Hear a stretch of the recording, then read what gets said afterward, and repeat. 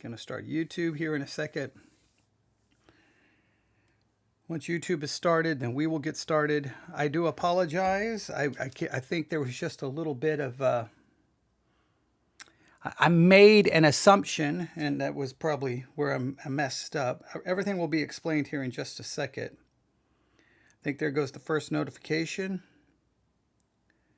Making sure... Okay, yeah, making sure I wasn't getting...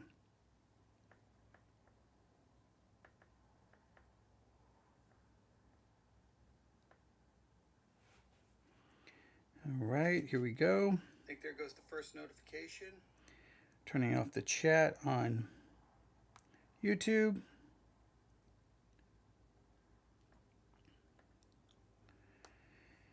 And we will get started here in just a second. We will get started and we will see if everything is going to work correctly. Maybe. Thank you so much for tuning in. We'll begin here in just a few minutes. All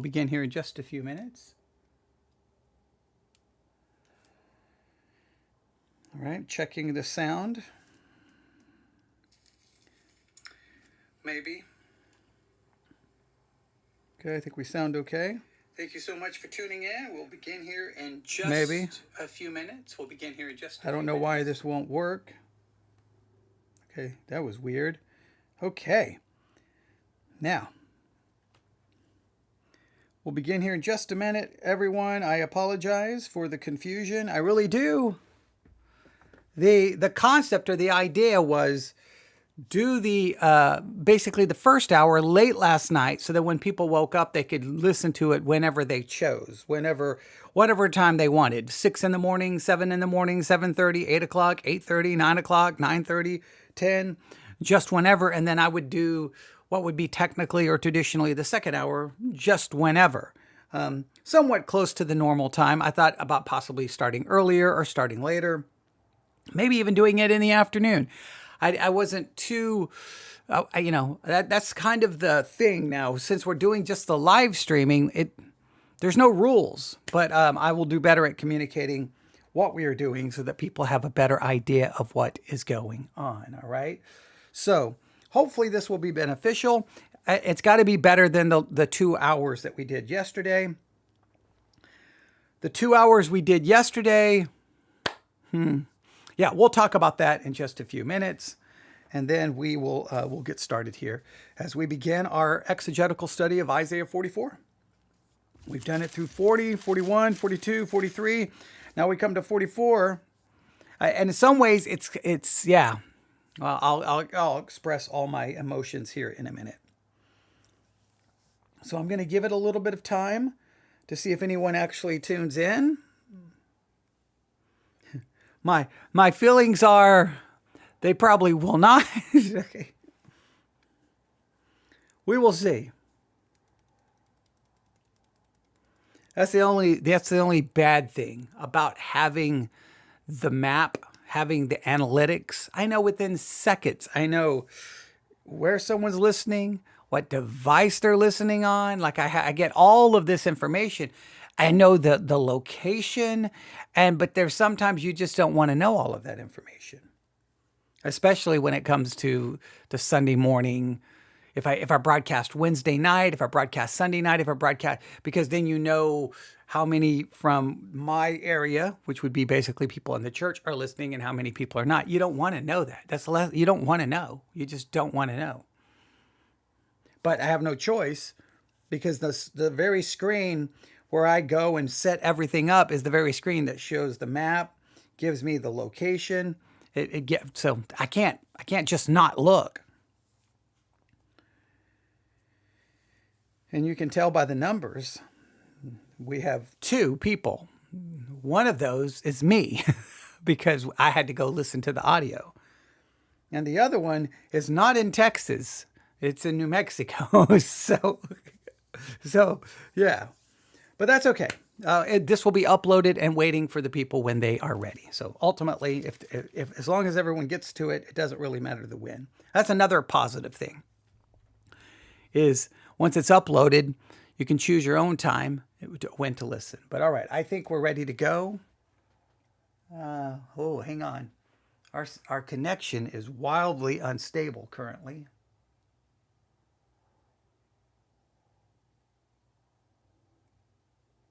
I'm not gonna worry about it.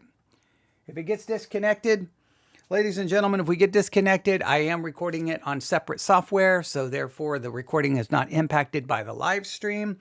And of course, as soon as the live stream is over, it is typically available for your listening pleasure within about 5 to 7 minutes after I am done. So if anything happens, you can go back and listen to it, and the recording will be okay. All right, I'm going to do one more refresh. And I think, I don't think anybody else is going to tune in for now. So, all right, ladies and gentlemen, we're going to begin.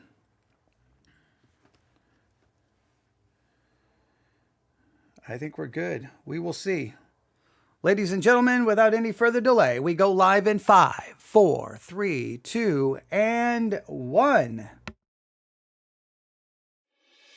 Looking at our world from a theological perspective. This is the Theology Central Podcast, making theology central. Well, good morning, everyone. It is Sunday, and you know what that means. This is the time of day every single week when this time of the day arrives. This is where churches all across the United States of America open the Bible and do whatever they want to the text. They twist it, they manipulate it, they misinterpret it, they mishandle it. And if I cannot speak for you, but if I'm speaking for myself, I have grown now to a point of just total despair, discouragement, despondent, depressed, frustrated. And really, in some ways, I've given up completely. I've given up. I don't even really care anymore. It just, I can't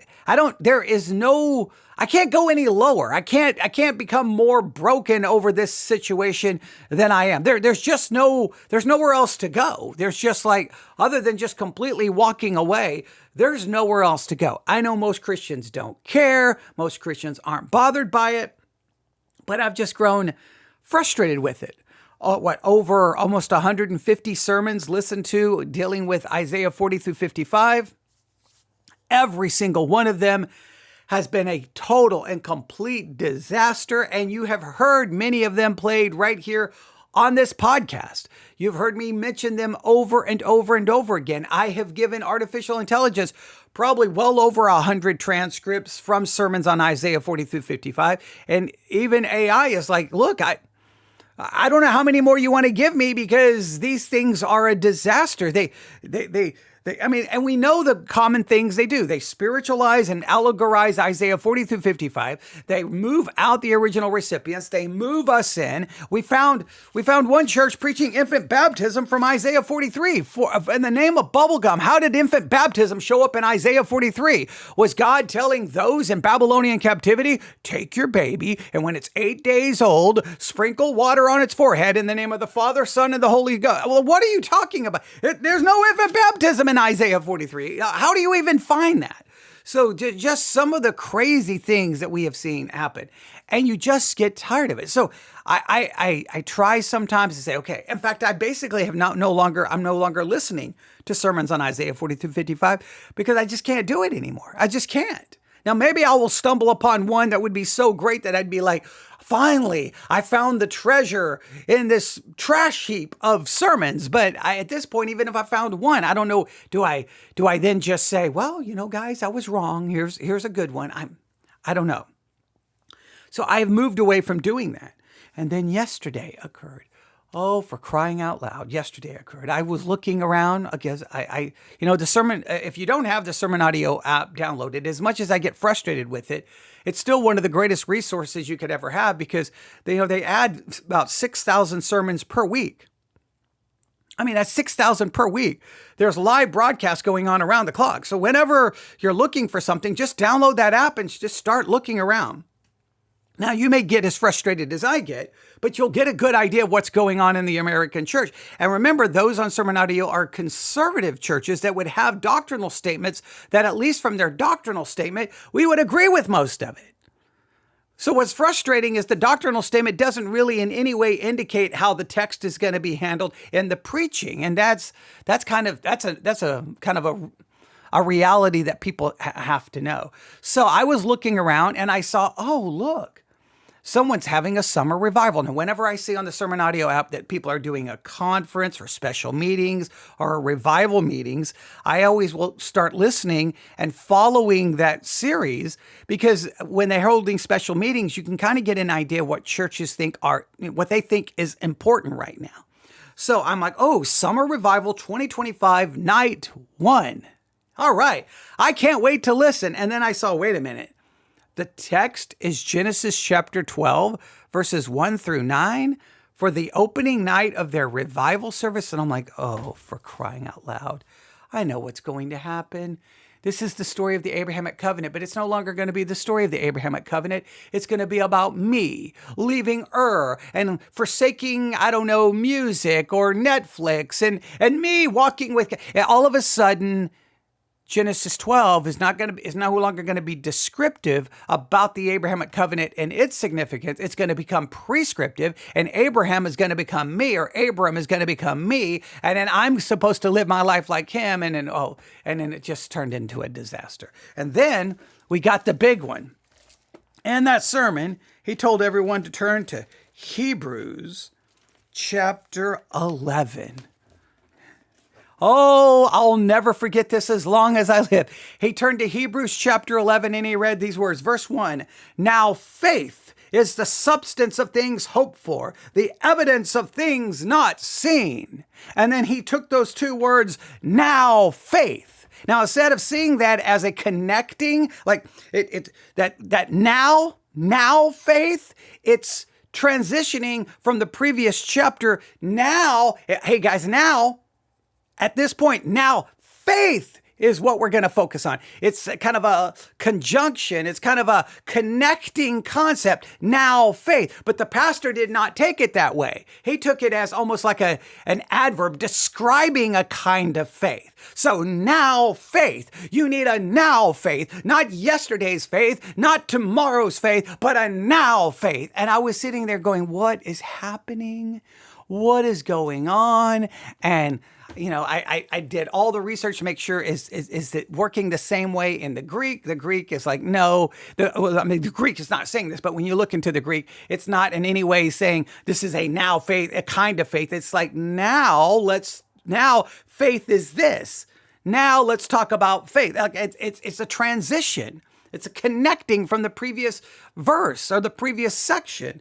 And I'm like, if we can't figure that out, ladies and gentlemen, if pastors who've been to Bible college, been to seminary, cannot open their Bible to Hebrews 11:1 and see the word now faith and not understand what's going on, then ladies and gentlemen, we can't figure out anything. How are we going to figure out anything? If we can't figure that out, we're done. So by the time I was done reviewing that, I had reached the point of utter and total despair. And well, here we are this morning, and well, this is kind of where I talked about this last night in the broadcast I did on Jeshurun. This is kind of do I call it duplicity? Do I call it schizophrenia? Do I call it double-mindedness? I don't know what I refer to it as. But here's where I kind of, like on one hand, I just want to give up. Because it just doesn't matter. Look, ladies and gentlemen, here's the reality of Christianity. I talked about it last night. I know I'm being redundant, but a lot of times the people who are listening now haven't listened to all that other stuff. So I'll be a little redundant. Here's the reality. Nobody wants to admit this. Within the non-Catholic world, this is the reality. Everyone does what's right in their own eyes. Everyone opens the Bible. They are the Pope. They are the magisterium. They interpret it based off whatever. They may not even know which hermeneutical system they're using. They come to an interpretation. They believe that interpretation is dogmatic and it's authoritative, they will then judge pastors and other Christians saying that they are wrong because their interpretation somehow now is the authority. I don't know how their interpretation became the authority. Why isn't my interpretation the authority? Why is your interpretation the authority? But your interpretation becomes the authority. You'll tell me I'm wrong. If you're in a church structure, you'll just leave, go find a church that agrees with your interpretation because you know that church has to be right because it agrees with you. You don't have to go to Bible college. You don't have to go to seminary. You don't have to read a hermeneutics textbook. You just get to open the Bible and you get to say, this is what it means. And everyone does it. And it's just complete and total anarchy and chaos. So that's the reality. Now, that reality should make you just want to just give up and be done. But here I am, Sunday morning. I got my Bible open, and now I'm going to try to lead us to an exegetical study of Isaiah 44, 1 through 5. And why? What's the point? I can walk us through the exegetical study of Isaiah 44, 1 through 5. And at any point, at any time, people can just say, you're wrong, you're wrong, you're wrong, you're wrong, you're wrong, you're wrong. And guess what? Nobody obviously agrees on how to interpret Isaiah 40. No one agrees on how to interpret Isaiah 41. No one agrees on how to interpret Isaiah 42, 43, 44, 45. No one agrees on how to interpret the Sermon on the Mount. No one agrees on how to interpret the farewell discourse. No one agrees on how to interpret 1 John. No one agrees on how to interpret the book of James. No one agrees on baptism. No one agrees on the Lord's Supper. No one agrees on salvation. No one agrees on anything. So what's the point of trying to do an exegetical study? I could just open up and say, yet now here. God is telling you today that you need to hear today, and all of a sudden just make it about you. And I could do that, do a little 15-minute devotional about, are you listening to God speak to you today? Are you listening to him today? And everybody be like, amen. Oh, that was very, just absolutely nothing to do with the text.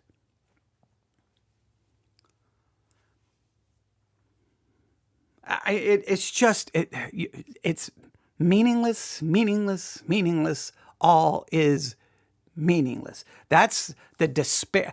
I am in the pit of despair when it comes to this. It's just, and it's listening to sermons that's driving me to the point.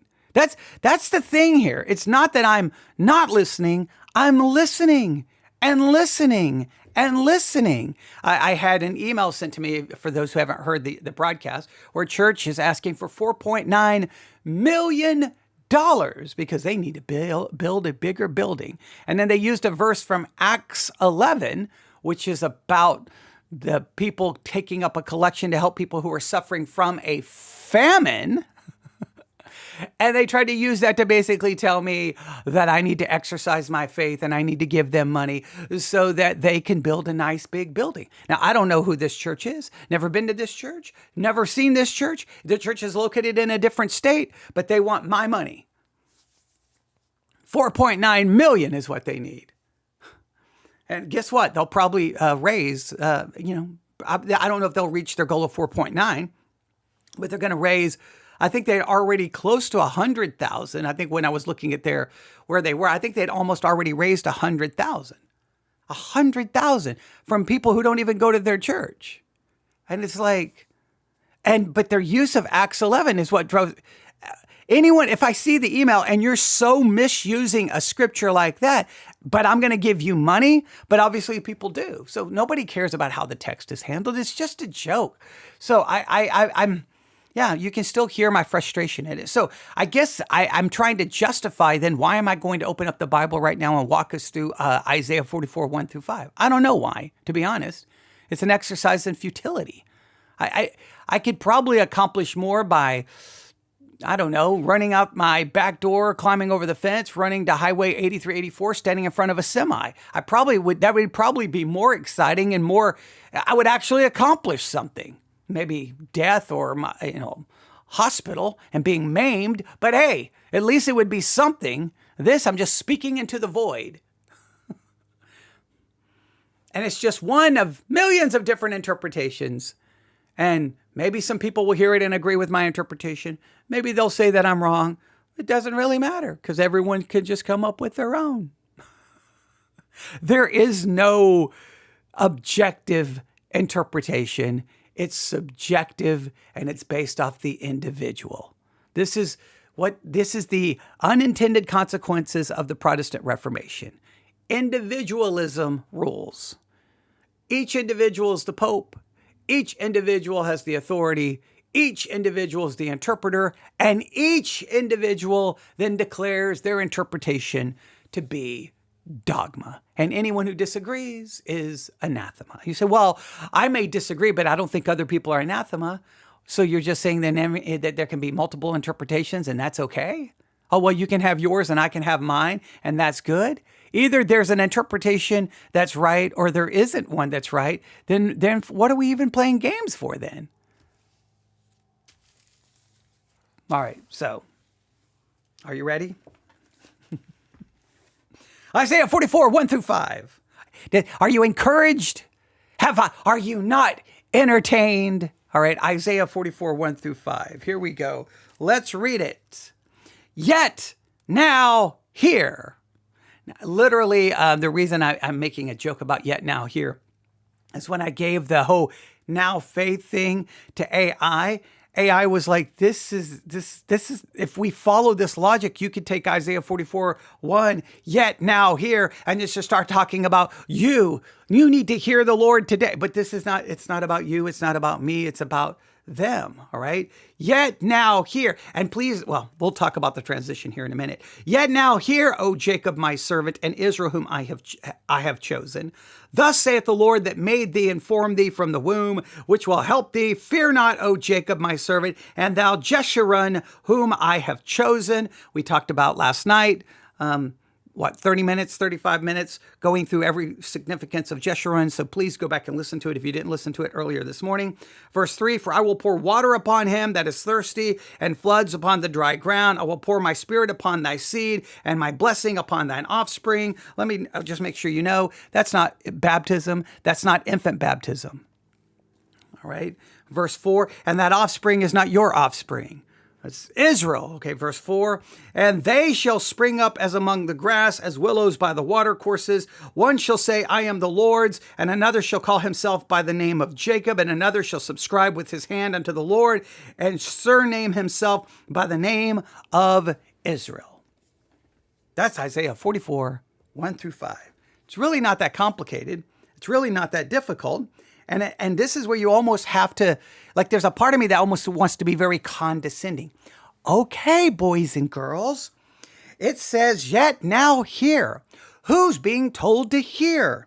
Well, they are referred to as Jacob, my servant, and Israel. Oh, God is telling Israel to listen. God is telling Israel to hear.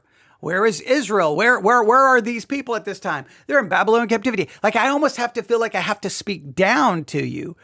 But, and I feel like that's so repetitive because we've already covered this 3,000 times. But if you keep listening to sermons, you'll feel like nobody can seem to figure out these basic concepts. But let's try to put this all in a textual context. You guys should be experts now on this, all right? Isaiah 44, 1 through 5 follows the final verses of... I mean, you don't even have to be an expert on this. You should be able to figure it out. Chapter 43, verses 22 through 28. And if you look at 43, 22 through 28, those are some strong words of rebuke, of condemnation. God's exposing Israel's failure in worship. He's exposing their failure in obedience. That section ends with judgment. He says something like, thy first father hath sinned, thy teachers have transgressed, I have profaned the princes. Those, I'm kind of paraphrasing there. Isaiah 44 then begins with, yet now hear. This signals a shift from accusation, condemnation, which is how 43 ends. It's accusation, condemnation, and now it's going to shift to restoration. And the restoration is not of you. It's not of your family. It's not of your church. It's not of your country. It is of Israel. This is the kind of, we see a pattern of judgment followed by hope. And this is kind of consistent in Isaiah 40 through 55. It's the entire section is the book of consolation, the book of comfort. But that comfort, what it'll do is sometimes there's a pattern. It will remind them of their sin, their failure. It will warn them about idolatry, whatever. Then it will go into hope. It'll be kind of like judgment, then hope, because it's reminding them in many cases of what got them here. But in spite of your failure, in spite of your weakness, in spite of your idolatry, in spite of your rebellion, in spite of you not worshiping me correctly, I'm going to do this, this, this, and this. Not because you're going to be better, but because I've chosen you, I made a covenant with you, and I keep my promise. Is kind of the concept to take away from all of this. All right. Now, in Isaiah 40, once we get to this section of 44, the emphasis is now returning to basically God's initiative. Keep that in mind. God's initiative, God's election, and God's sustaining covenant. And so many times we see this, and passages, and churches do this all the time. And the sermon that I referenced here at the beginning in my intro from yesterday, that sermon that took Genesis chapter 12, verses 1 through 9. Genesis 12, 1 through 9 is about God's initiative, what God ultimately does. God making a covenant, God going to build a nation. It's about God's initiative. But the sermon turned Genesis 12, 1 through 9 into what you are doing. You should be doing this. You should be leaving your school dances and music and hobbies and careers and you. And when Christians and pastors can take passages that are gospel, meaning they show God's initiative and God's action, and flip that into law about what you and I should be doing, and people in the pew are not bothered by that reality, it just shows you how far removed from the gospel we have become, and there is no proper distinction between law and gospel, which is kind of sad, all right? Now, the structure and flow here, I'm just going to kind of go through this. If you look at verse 1, I'm just going to kind of give you a summary. Verse 1, God is addressing Israel and Jacob as my servant whom I have chosen. I mean, I'm trying to just paraphrase it. There's more we could talk about there, but you get the idea, right? God addresses Israel and Jacob as my servant whom I have chosen. That's reassuring. After chapter 43, which ends with complete condemnation and judgment, hey, you're still my servant and I have chosen you. Your failure and your sin does not change the fact that I chose you. Verse 2 reaffirms God's creative role and redemptive calling from the womb. Verse 3 promises to pour out water. I think this clearly is a metaphor for spiritual renewal and the Spirit upon descendants. Now, why would there be a promise of the Spirit coming upon their descendants? Oh, there's a lot of different directions we could go there. All right, verse 4 describes the offspring flourishing like grass and willows by the water. And verse 5 portrays renewed identity, claiming basically God, Yahweh, writing his name and associating with Jacob and Israel. I mean, none of that is really that difficult to figure out. I mean, it's pretty simple, pretty straightforward. All right. Now, see, if you're preaching this as a sermon, you'll be like, I got to find some practical application. I don't care about practical application. We just need to understand the text. Practical application is supposed to flow from that. So let's kind of now work through kind of a verse by verse. That's kind of a summary. Let's go to verse 1. Yet now hear, O Jacob, my servant, and Israel, whom I have chosen. All right. Now this, I think you can see, yet now hear, O Jacob, my servant, and Israel, whom I have chosen. I hope you can hear kind of the transition from rebuke to tenderness. If you look at chapter 43, verse 1, but now thus saith the Lord that created thee, O Jacob. You see that this happens kind of frequently, where God comes in and within Isaiah 40 through 55 and gives you these words of comfort, these words of tenderness, this words of relationship, this words of covenant. So immediately we see this transition. Jacob and Israel reinforces the national identity and covenantal relationship. Jacob and Israel, using those two terms to reinforce national identity and covenantal relationship. My servant refers basically corporately to Israel. not to the individual servant figure seen in the later servant songs. So this is, they are referred to as a nation. You are my servant as a nation, when the servant songs will either be referencing Cyrus, or that we can talk about where Jesus may show up in the servant songs. But when Israel's referred to as a servant, it's seeing them corporately. As a nation, you are my servant. As a nation, you serve me. You are to be my servant. From the womb, I think this refers to national origins. I think if you go to Exodus, hang on. I think it's Exodus. Don't quote me here. Don't quote. Let me verify. I believe. Yeah, Exodus chapter 4, verse 22. Exodus chapter 4, verse 22. And thou shalt say unto Pharaoh, thus saith the Lord, Israel is my son, even my firstborn. So when it makes a reference from the womb, if you go back to Isaiah 44, thus saith the Lord that made thee and formed thee from the womb. All right, this idea from the womb is the idea of their national origins. This is not talking about their individual being individually created, but this is from the womb I brought you forth as my firstborn son. You are mine. I made you mine from the womb. I created thee. I formed thee. The entire existence as a nation is because of God. All right. And then it says, fear not. Fear not, O Jacob. This is covenantal relationship. This is covenant reassurance. Why should they not fear? Because God made a covenant with them, and God will fulfill his covenant with the nation. Jeshurun, then, is a poetic name. I'm not going to go through my entire study I did on Jeshurun last night. It's a poetic name for Israel. It's used rarely.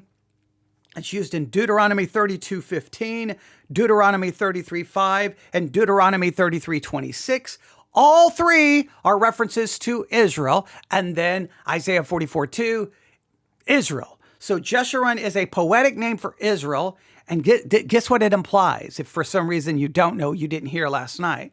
It implies uprightness. Some even translate it as righteous ones.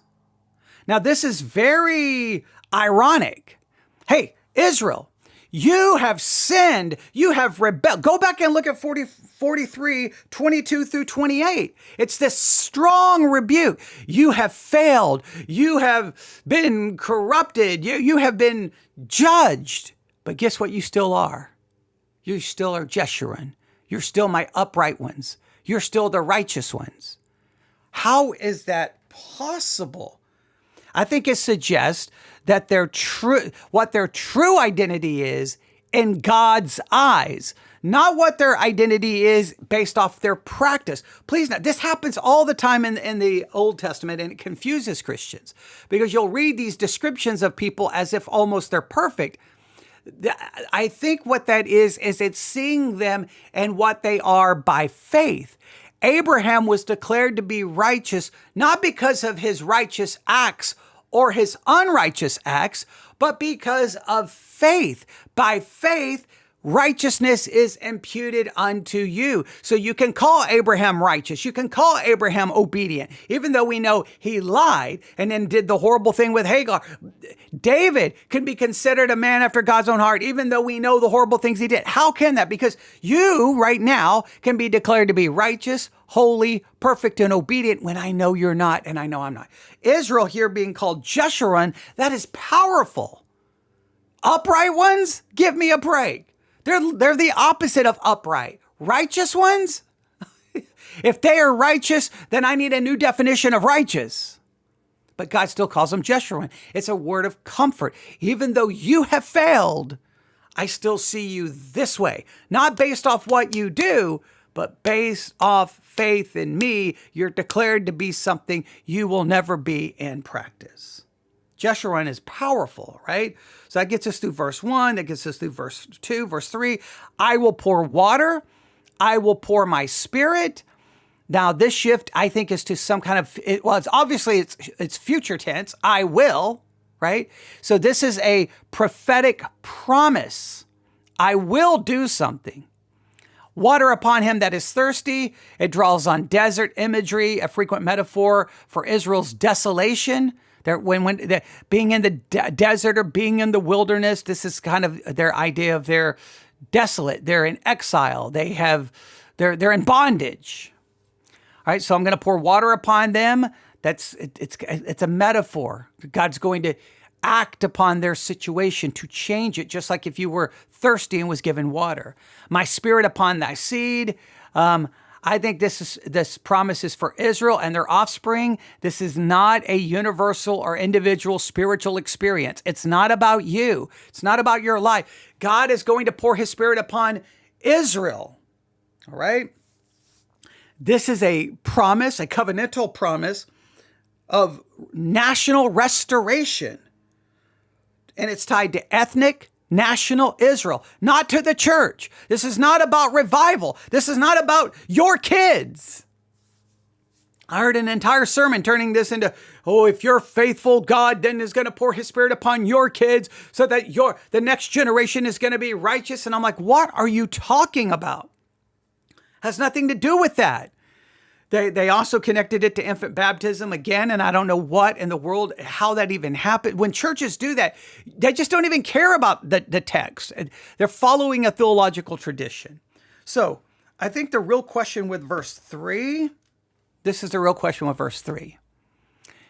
Did that happen when they came out of Babylonian captivity? Or is this pointing to coming out of Babylonian captivity was a partial fulfillment? This is pointing to something far deeper that has never occurred. Just keep that in mind. We'll talk about that in greater detail. All right. Verse 4. They shall spring up as among the grass. This is kind of emphasizing growth. It's emphasizing life. It's emphasizing restoration. Not for you, not for your Christian life, for those in Babylonian captivity. Willows by the watercourses are associated with blessing and fertility, and kind of like hey, you may be in an arid desert climate, but you're going to be, in a sense, planted, by the water so that you're going to be fruitful and everything is going to be wonderful. Now, I think this is important. I don't see this as being some kind of promise of having economic prosperity, but I think this is an idea of spiritual and covenant renewal of Israel's offspring. There's going to come a time that I'm going to do all of this and your offspring is going to be like this. Now, I don't think that fits the Babylonian return.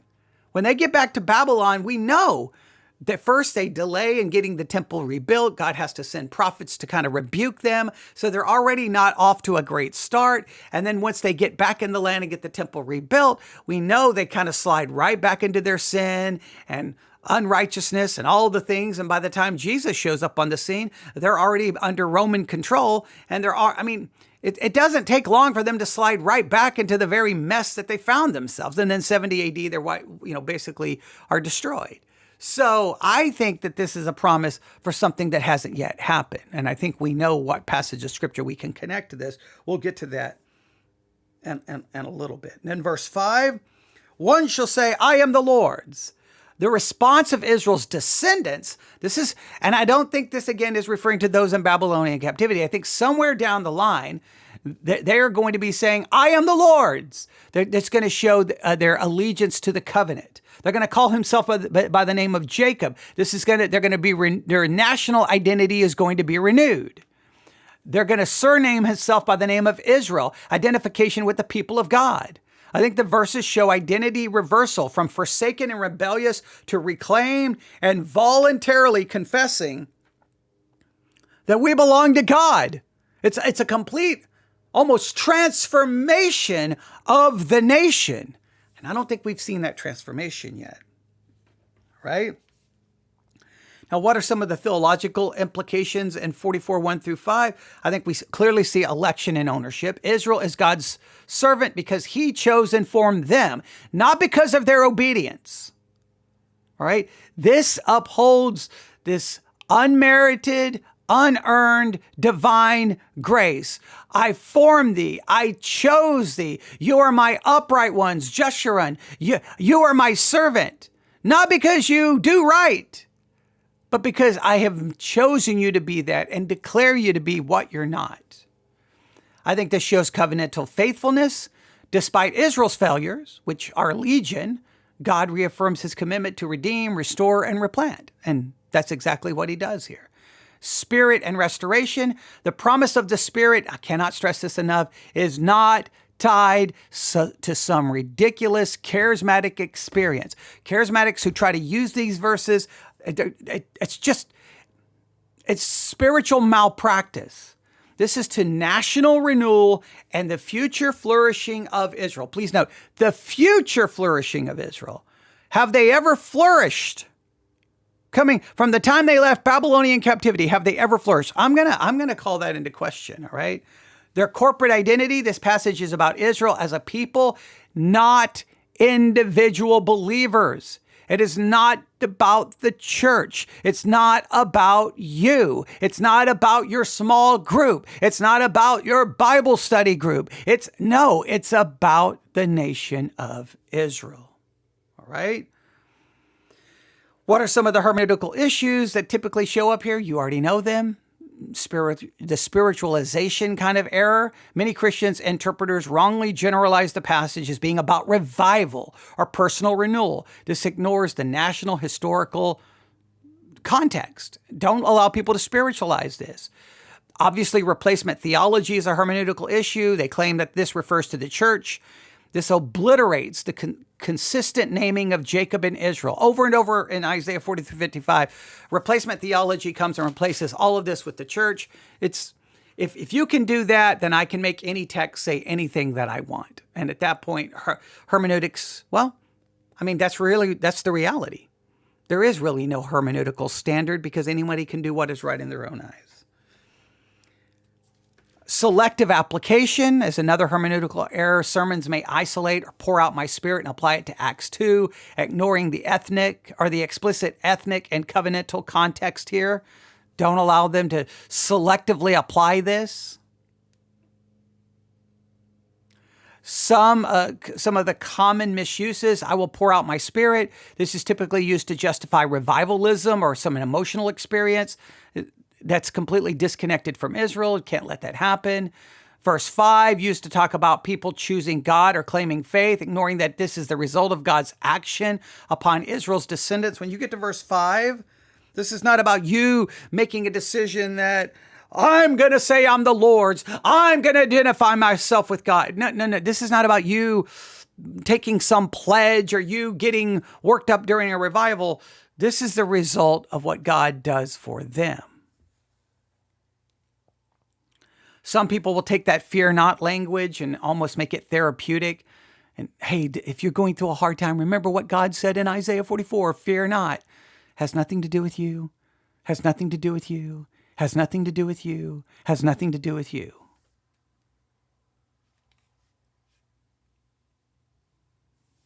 So what do we have in Isaiah 44, 1 through 5? I'll read a summary. This summary was put together by artificial intelligence. Isaiah 44, 1 through 5 is a clear, covenant-driven declaration of God's unshakable faithfulness to Israel despite their rebellion. It highlights the divine initiative, national identity, and future restoration through the outpouring of God's Spirit. It's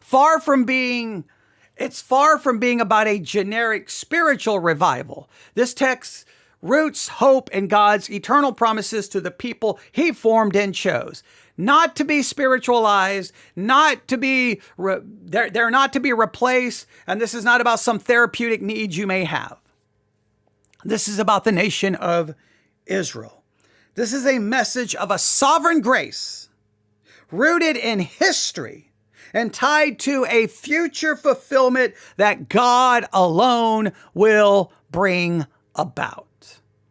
Now, I know that's like, what? But if I went to any other church, this would be turned into being about us, and I've been given a nice little sermon that would have obliterated the text, and I'm not going to play that game. But I know what you're thinking.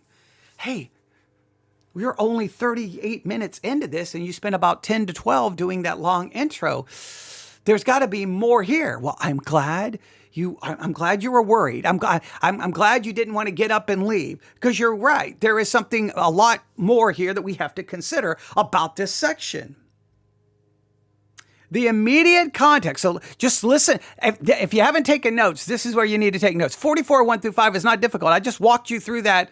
That's not even complicated. Now, if you go listen to sermons on Isaiah 44, 1 through 5, you'll probably start going, wait a minute, why does this seem to be the most complicated thing I've ever heard in my life, since no one can agree on what it means? It's very simple and straightforward. However, there is something deeper here that we have to consider.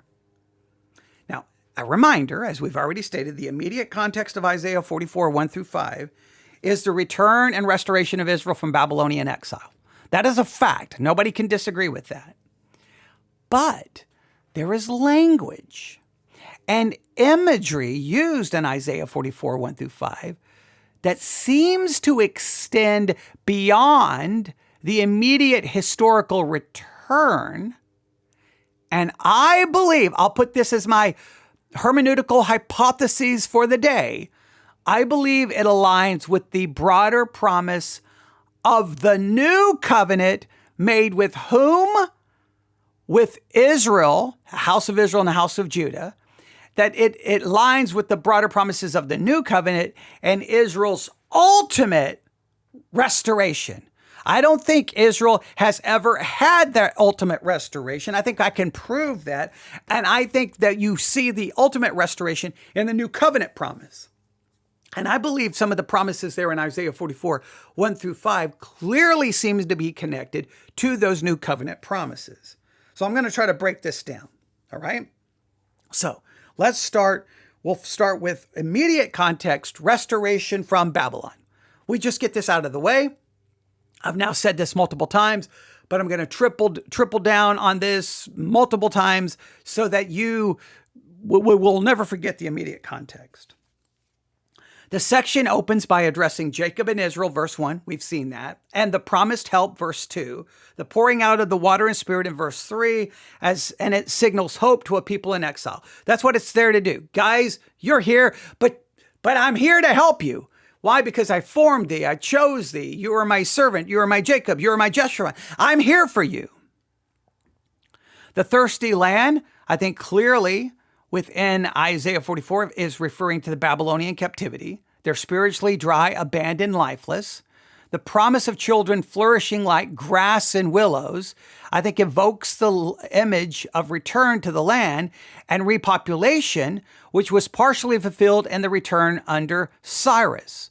So when they go back, there is a little fulfillment here of this. They do go back, they do rebuild, they do begin to repopulate. They do obviously have a next generation of children. There is some level of truth to that. But I just think that there is this new covenant language that cannot be ignored. All right? Isaiah 40. So let's go. So number one, we have the immediate context, restoration from Babylon. And you can find fulfillment for most of it there. I think you can. But I think there is a broader theological language that leads us to the new covenant. That's at least my hypothesis, all right? 44, 1 through 5 is grounded in historical context of return from Babylon. But I think there are several elements that echoes, foreshadows a deeper and ultimate promise of the new covenant, which includes spiritual renewal, the outpouring of the Spirit, and permanent restoration. So if you go to Isaiah 44:3, for I will pour water upon him that is thirsty and floods upon dry ground.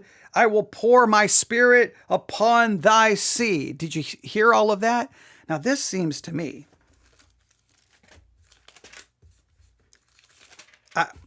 I can't speak for you, but when I read that, I have to go to Ezekiel 36.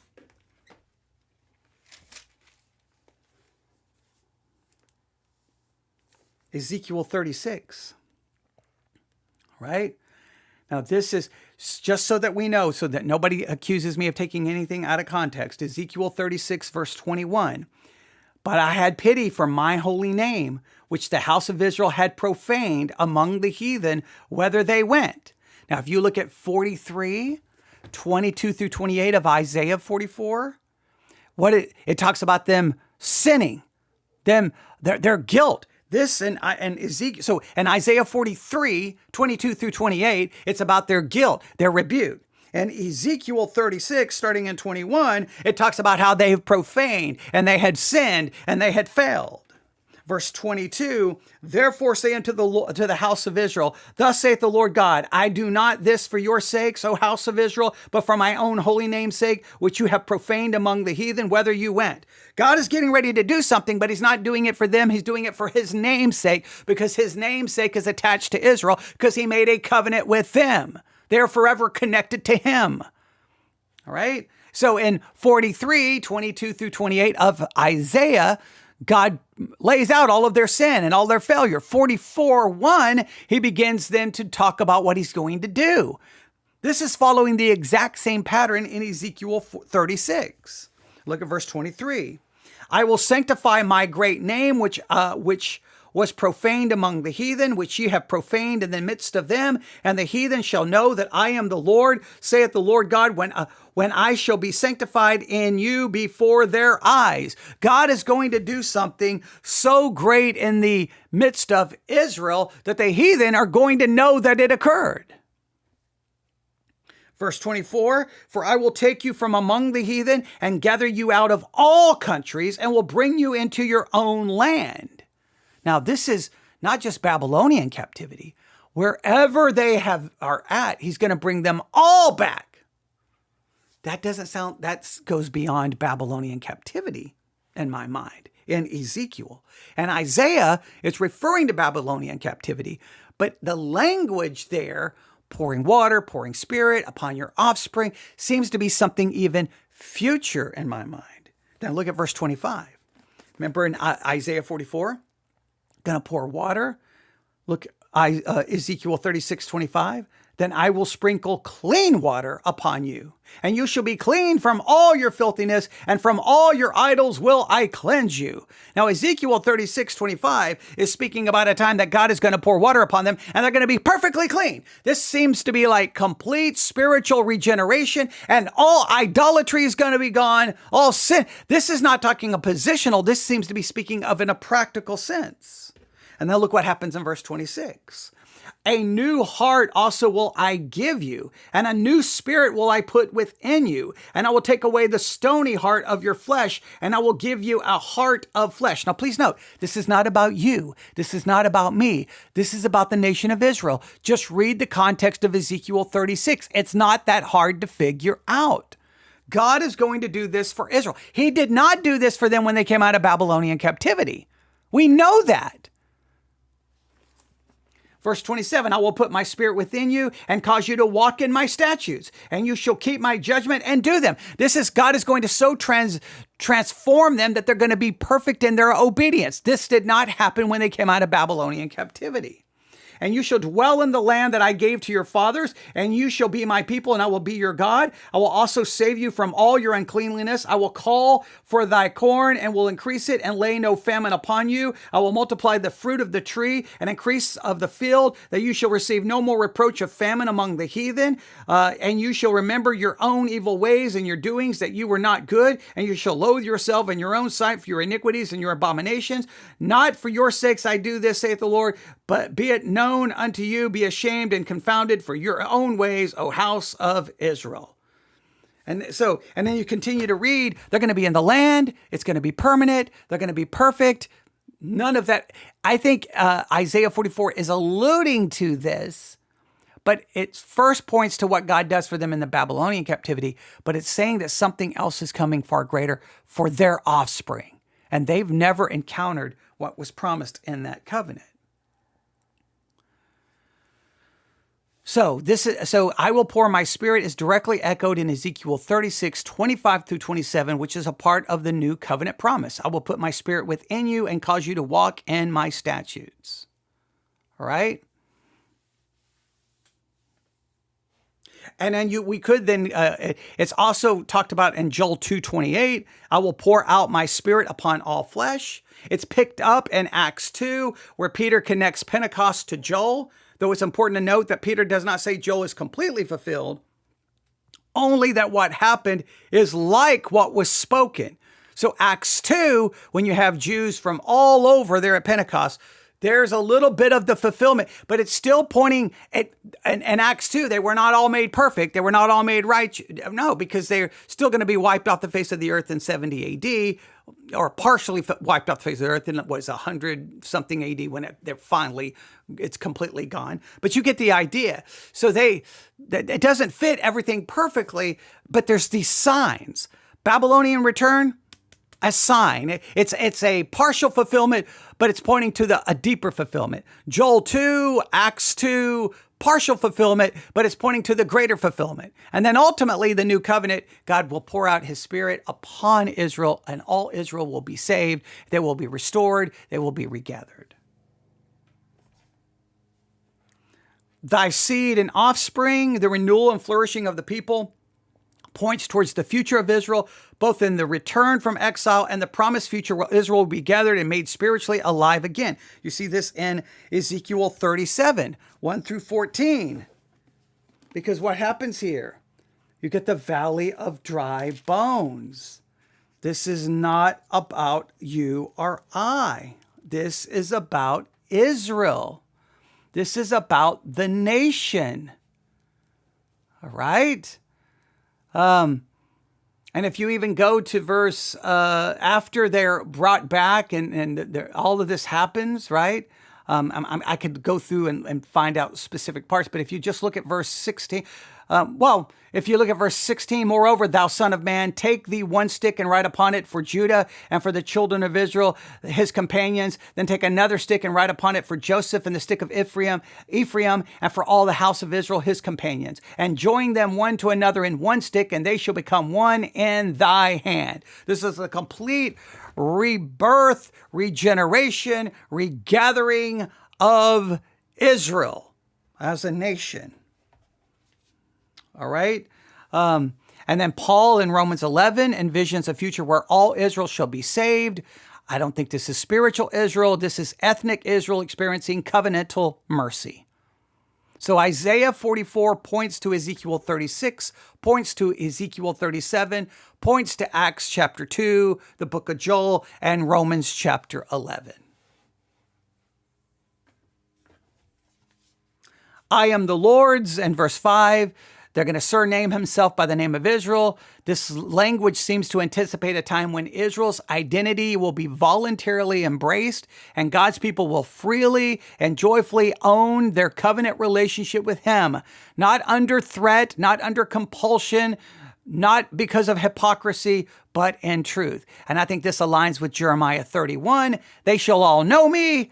I will be their God, and they shall be my people. That's Jeremiah 31, 33 through 34, once again connected to the new covenant. So I think we can call this a two horizons, a dual horizons. It's a near and far fulfillment, all right?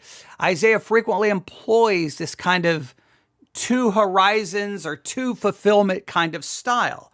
There's a near fulfillment, restoration from Babylonian captivity. We see that. It's there. It happened. But then there's this kind of a far-reaching fulfillment that happens in the new covenant. Ezekiel 36, Ezekiel 37, Jeremiah 31. Take all that language about the new covenant, and you can do this on your own. You can make your own chart. Look at all the verses that talk about the new covenant. Ezekiel 36, 37, Jeremiah 31, 32. Write down everything promised that's going to happen in the new covenant. You're going to be like, whoa, that's never happened for anybody. But it's specifically promised to Israel. All right. So there's the near fulfillment, then the far reaching. This fits the pattern. Isaiah 44, 1 through 5. Near, the restoration from Babylon under Cyrus. Far, the outpouring of the Spirit and full covenantal restoration of Israel. Still future, all Israel will be saved. Romans 11. And I think this is similar to how other prophecies work. Isaiah 7 through 14 is fulfilled in a near sense in Isaiah's day. A child will be born, a sign will be given, but ultimately it points to Christ. It had to have two because it just points to Christ and it doesn't help them much. So here the Spirit poured out begins to find fulfillment and the return from Babylonian captivity. It shows up in Acts 2, but it's ultimately completed in Israel's full national restoration. So Isaiah 44 speaks clearly to the immediate hope of return from Babylon. We cannot forget that, and I'm not in any way minimizing that.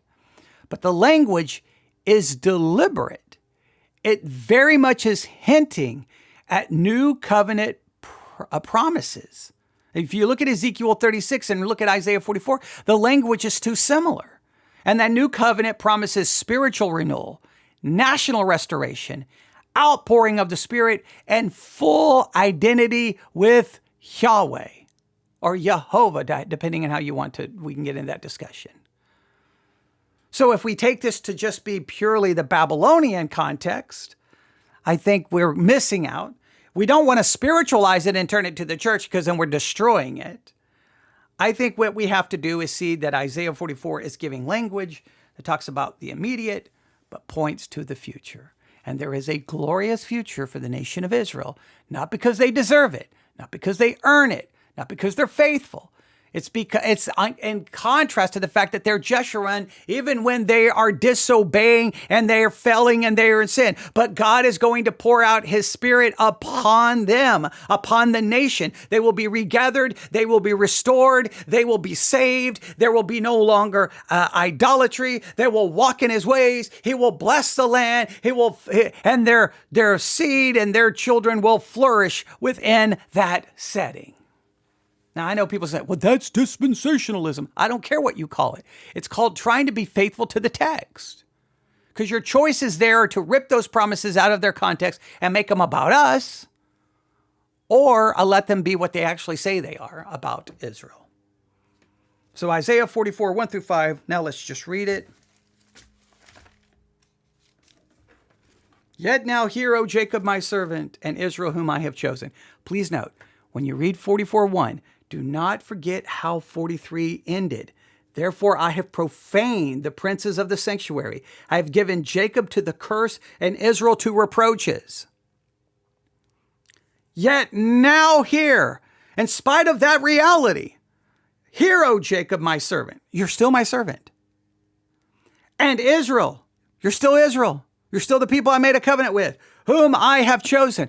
I'm not forsaking you. I'm not giving up on you. I'm not abandoning you. I'm not walking away from you. I'm not saying you're dead to me or some things Christian parents will do. No. You are still right here. Thus saith the Lord that made thee and formed thee from the womb, which will help thee. Fear not, O Jacob, my servant, and thou Jeshurun, whom I have chosen. Jeshurun, you're still my upright one. And he's using all these terms, Jacob, Israel. I will pour water upon him that is thirsty and floods upon the dry ground, my blessing upon thine offspring. I'm going to get you out of this desolate land, just like I'm giving you water. You're going to be delivered. But then I'm going to pour my Spirit upon your children and their offspring. And they shall spring up as among the grass, as willows by the watercourse. There's going to be full-blown restoration. One shall say, I am the Lord's, and another shall call himself by the name of Jacob, and another shall subscribe with his hand to the Lord and surname himself at the name of Israel. There's going to be this complete transformation of you guys so that you're going to be spiritually prosperous. You're going to be identifying yourself with me. It's almost as if all the rebellion is going to be gone. Well, it's not happened yet. But it's promised in Ezekiel 36, 37, and Jeremiah 31. There is Isaiah 44, 1 through 5. All right. I hope that was beneficial. All right.